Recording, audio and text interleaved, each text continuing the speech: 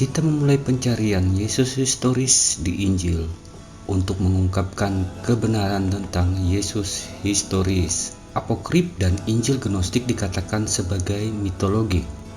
Oleh sebab itu, perhatian kita tertuju ke arah Injil Matius, Markus, Lukas, dan Yohanes. Kita anggap mereka sebagai saksi mata dari kehidupan Yesus yang ditulis oleh murid-muridnya. Kita mulai dengan silsilah Yusuf, Injil Matius dan Injil Lukas. Kedua penulis berusaha keras menunjukkan bahwa Yesus mengikuti garis keturunan dari Daud sebagai Mesias yang dijanjikan sesuai dengan kepercayaan Yahudi. Kedua penulis melihat Yesus sebagai ayah dari Yusuf. Sejauh ini mungkin sangat bagus. Tapi, apakah Yusuf dari orang tua yang bernama Yakub sebagaimana yang diklaim oleh Matius, atau Yusuf sebagai orang tua bernama Heli seperti yang diklaim oleh Lukas? Lukas menarik 77 garis keturunan Yusuf dari satu generasi ditarik ke belakang garis keturunan keluarga.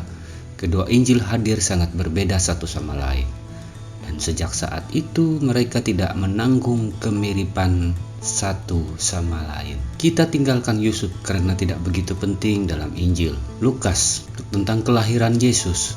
Yesus lahir pada saat sensus penduduk. Jadi pada saat Quirinius menjabat. Ini terjadi pada tahun 6 Masehi. Jadi Herodes sudah meninggal.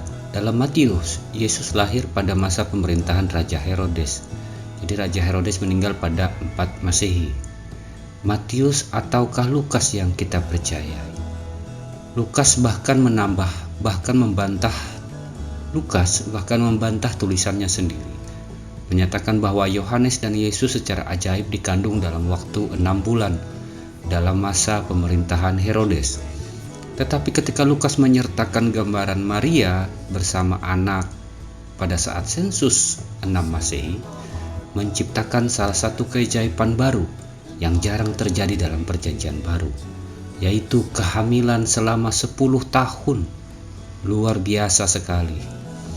Kita tinggalkan Maria yang mengandung selama 10 tahun versi Lukas. Baik, kita masuk ke daerah pelayanan Yesus. Markus mencatat Yesus mengajar hanya di daerah Galilea dan tidak di Yudea, dan hanya bepergian 70 mil sekali ke Yerusalem di akhir hidupnya. Lukas menggambarkan Yesus sebagai pengajar pergi ke Galilea dan Yudea. Jadi ditambahkan lagi Yudea. Injil Yohanes sebaliknya, Yesus berkhotbah terutama di Yerusalem dan hanya sesekali mengunjungi Galilea. Penyaliban Yesus pun tidak dicatat secara seragam oleh Injil Matius dan Markus. Yesus diadili dan dijatuhi hukuman oleh imam Yahudi atau Sanhedrin. Sementara Lukas mengatakan bahwa Yesus diadili oleh Sanhedrin tapi tidak dihukum oleh mereka. Yang mana yang kita bisa percayai?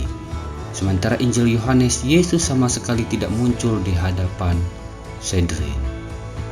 Apakah Yesus kemudian meninggal karena penyaliban sama dikatakan oleh Injil? Atau seperti yang dikatakan oleh Paulus dalam suratnya, digantung di tiang gantungan? Atau seperti yang dikatakan oleh Petrus dalam Kisah Para Rasul bahwa Yesus digantung di pohon? Kebingungan yang sama terjadi tentang kematian yang mengkhianati Yesus, yaitu Yudas Iskariot. Dalam Injil Matius, Yudas pergi dan gantung diri. Sementara di Kisah Para Rasul memberitahu kita bahwa Yudas meninggal karena penyakit dan terjatuh secara tidak sengaja. Para penulis Injil seharusnya yang kita percayai adalah murid-murid terdekat Yesus, bahkan tidak dapat mengingat kata-kata terakhir Tuhan mereka dengan benar. Matius dan Markus, misalnya, Yesus mengutip Mazmur 22 sebagai kata-kata perpisahannya yang menyatakan atau yang menanyakan, "Ya Tuhan, Tuhanku, mengapa engkau meninggalkan aku?" Lukas meminta Yesus mengutip Mazmur 31, "Ya Bapa, ke dalam tanganmu kuserahkan nyawaku." Injil Yohanes lebih spektakuler lagi. Injil Yohanes memaksa Yesus mengutip Mazmur 22 ayat 16, pasal 22 sampai 69. Segala sesuatu telah selesai, aku haus. Dalam Yohanes pasal 19:30 sudah selesai. Jadi ketika Yesus disalib atau ingin meninggal atau menghembuskan napasnya juga berbeda-beda daripada Injil-Injil. Menurut Matius, Yesus telah meramalkan bahwa sama seperti Yunus berada di perut ikan paus selama 3 hari 3 malam. Begitu pula anak manusia berada di jantung bumi selama 3 hari 3 malam. Sayangnya perhitungan itu tidak akurat, karena menurut Injil, Yesus mati pada hari Jumat dan bangkit pada hari Minggu, sehingga hanya menghabiskan 2 malam di jantung bumi. Kita tinggalkan kubur kosong karena setiap Injil punya versinya sendiri-sendiri. Yesus yang sudah ilahi dalam Injil dibuat tidak konsisten tentang tempat bertemu dengan murid-muridnya oleh para penulis Injil. Markus dan Matius, Yesus yang bangkit menampakkan diri kepada murid-muridnya yang lain di Galilea, di mana mereka percaya khususnya dikirim melalui ketetapan ilahi. Lukas malah sebaliknya dan Kisah Para Rasul, Yesus yang bangkit menampakkan diri di dalam atau di sekitar Yerusalem. Jadi yang mana yang harus kita percaya tentang Injil-Injil ini? Atau tentang perkataan Yesus sendiri tidak konsisten dengan dalam setiap Injil? Misalnya hal tentang memaafkan. Haruskah kita memaafkan 77 kali atau hanya 3 kali? Petrus bertanya kepada Yesus berapa kali harus memaafkan. Dalam Injil Matius tidak konsisten sama sekali. Dia memberitahukan kita memaafkan orang 77 kali, yang dalam Injil yang sama kita harus memaafkan hanya 3 kali saja. Jika Injil adalah catatan sejarah dari ajaran Yesus, setidaknya kita bisa menyimpulkan bahwa dia bukanlah anak Allah atau putra Allah. Karena ramalannya begitu fatal, karena Yesus berulang kali memprediksi bahwa kiamat akan segera datang dan akan disaksikan oleh murid yang masih hidup, ditulis oleh Injil Matius dan Lukas. Namun 2000 tahun kemudian, ketika semua muridnya benar-benar meninggal, mati dan dikuburkan, tidak satupun dari mereka yang tersisa dan menyaksikan kedatangan Yesus, bahkan kiamat. Satu hal yang pasti tidak dapat dibantah dari semua ini, Injil bukanlah seperti klaim beberapa orang Kristen firman ilahi Tuhan. Karena jika memang demikian, Tuhan sangat bingung. Tapi Tuhan tidak mungkin bingung. Tampaknya kita berusaha atau berurusan dengan kata-kata manusia yang mungkin salah. Jadi dapat disimpulkan, atau dapatkah Injil diandalkan untuk memberitahu kita sesuatu tentang historis Yesus? Pertama-tama, Injil pada awalnya bahkan tidak dikenal dengan Markus, Lukas, Matius, Yohanes, nama-nama seperti itu.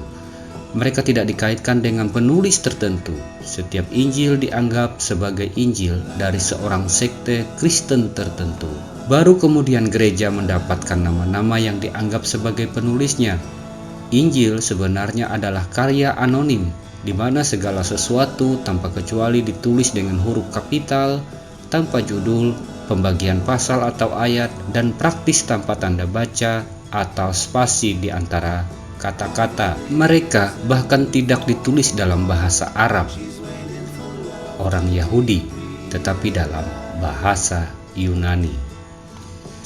Ahli filologi Bernard, kesamaan Injil disebabkan oleh fakta bahwa Matius dan Lukas sebenarnya adalah pengerjaan ulang dari Injil Markus, yang merupakan Injil paling sederhana dan paling awal. Jika Yohanes ditulis terlambat dan Matius dan Lukas didasarkan pada Markus, jadi hanya menyisakan satu Injil, yaitu Injil Markus sebagai kemungkinan saksi mata dari kehidupan Yesus. Jika kita menerima tanggalnya sedini mungkin, sebelum 7 Masehi, adalah layak bahwa Markus sebagai seorang saksi mata daripada Yesus. Namun ironisnya, Markus tidak mengakui telah mengenal Yesus. Banyak orang Kristen atau gereja mula-mula berkeberatan Injil Markus diperlakukan sebagai kanonik, karena Markus diklaim sebagai sekretarisnya Petrus atau juru bahasanya. Injil Markus menunjukkan apa yang disebut oleh seorang sarjana modern sebagai ketidaktahuan menyedihkan seorang Palestina yang tidak mengetahui geografis daerah Palestina. Misalnya Markus pasal 7 ayat yang ke-31. Yesus meninggalkan pula daerah Tirus dan dengan melalui Sidon pergi ke Danau Galilea. Jadi Yesus berbalik arah. Pada awal abad pertama, sebenarnya tidak ada jalan dari Sidon ke Danau Galilea. Jadi hanya satu jalan, yaitu melewati Tirus. Keganjilan geografis yang lain yang tidak diketahui oleh Markus, misalnya laut pantai timur Galilea sebagai negara Gerasa. Namun Gerasa atau sekarang yang disebut dengan Ciras lebih dari 30 km di daerah Tenggara. Jadi sebagai latar yang curam ketika babi terjun ke tepi jurang. Jadi sebenarnya ketika babi diusir berlari 30 km, sebelum mereka terjun ke jurang mungkin mereka sudah mati lemas akibat kelelahan berlari. Jadi bisa diartikan dari Palangkaraya menuju Tangkiling babi berlari. Cukup jauh bukan? Markus mewakili Yesus dengan mengatakan, jika seorang perempuan menceraikan suaminya dan menikah lagi, apakah dia bersalah karena berzina? Misalnya dalam Markus 10 bandingkan dengan Markus 12. Jadi sebuah aturan moralitas yang seharusnya menjadi tidak berarti di dunia Yahudi, di mana di dalam dunia Yahudi wanita tidak memiliki hak untuk menggugat cerai suaminya. Akhirnya kita sekarang hampir tidak tahu apa-apa tentang kehidupan dan kepribadian Yesus, karena sumber-sumber Kristen awal, yaitu Injil, tidak menunjukkan minat historis tentang Yesus. Tapi tenang, kita masih ada kisah para rasul. Siapa tahu dapat mengungkapkan historis Yesus. Selamat menyaksikan. Tuhan memberkati kita dari segala zaman dan masa. Amin.